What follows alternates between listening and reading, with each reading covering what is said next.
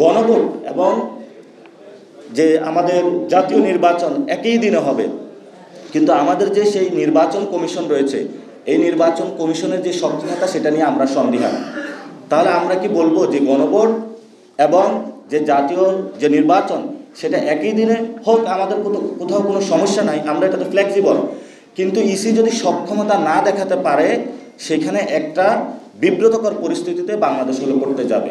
এজন্য আমরা সরকারের কাছে আবেদন রাখবো, বিভিন্ন যে রাজনৈতিক দল আছে তাদেরকে আবেদন রাখবো, আপনারা একটা টেবিলে বসে আমাদের যে নির্বাচন কমিশন রয়েছে সেটাকে শক্তিশালী করুন।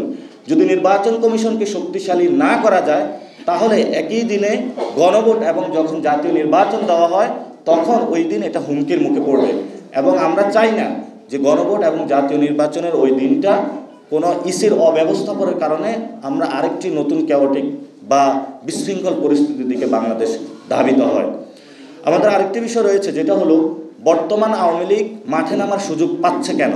মাঠে নামার সুযোগ পাচ্ছে দুই দল যেই ধরনের বিতর্ক যুদ্ধে অবতীর্ণ হয়েছে, এই দুই দলের নিজেদের মধ্যে অনৈক্য সৃষ্টি করার কারণেই আজকে আওয়ামী লীগ মাঠে নামার সুযোগ পাচ্ছে। আমাদের একদিকে হলো জামায়াতের ভাইরা, আরেকদিকে হলো বিএনপির ভাইরা। একজনে আজকে কর্মসূচি যায়, আরেকজন হলো কালকে কর্মসূচি দেয়, এবং নিজেদের এই তর্কযুদ্ধে পড়ে মাঝখানে হলো চুপ করে হলো শেখ হাসিনা বাংলাদেশে ঢোকার হলো প্রচেষ্টা চালাচ্ছে।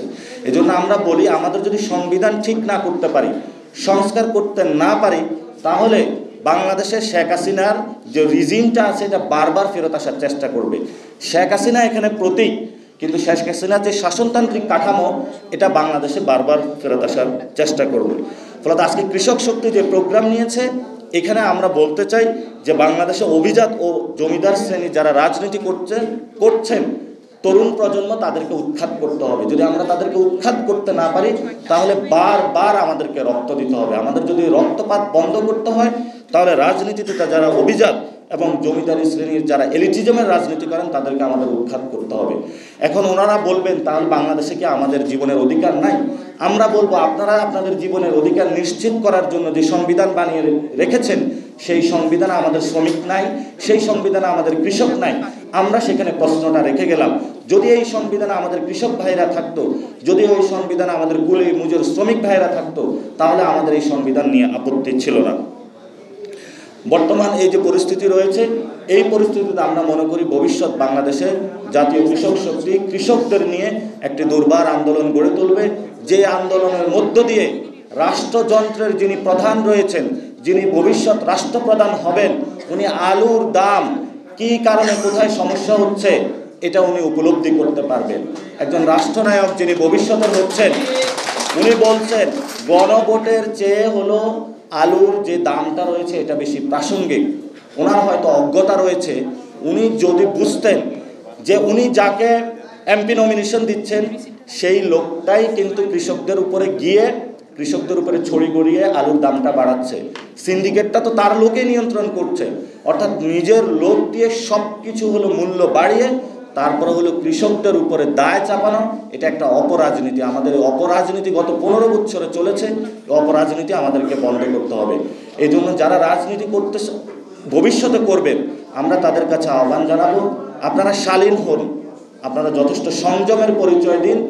বর্তমান যারা এই কৃষকদের যারা সন্তান রয়েছে, তারা কৃষকদের আলুর দাম কেন বাড়তি এটা আমরা পড়াশোনা করে ভালোভাবে বুঝেছি, এবং আমরা আপনার এই যে নেতাগিরি, আপনার যে দাস বানানোর যে রাজনীতি, আমরা সেটা করতে ইচ্ছুক নয়।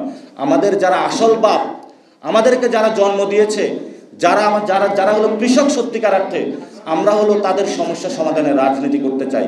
আমরা আমাদের জীবন কোনো পরিবারের কাছে বর্গা দিতে চাই না। আমরা জীবন হলো পরিবারের মধ্যে বর্গা দিয়ে বাংলাদেশে আবার আমরা কোনো দাস হতে চাই না।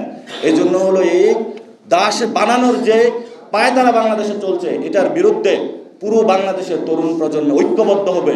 আর এই রাজনীতি আমরা এনসিপি করতেছি। আশা করি ভবিষ্যতে এনসিপির হাত ধরে ভবিষ্যৎ বাংলাদেশ তার পথ খুঁজে পাবে।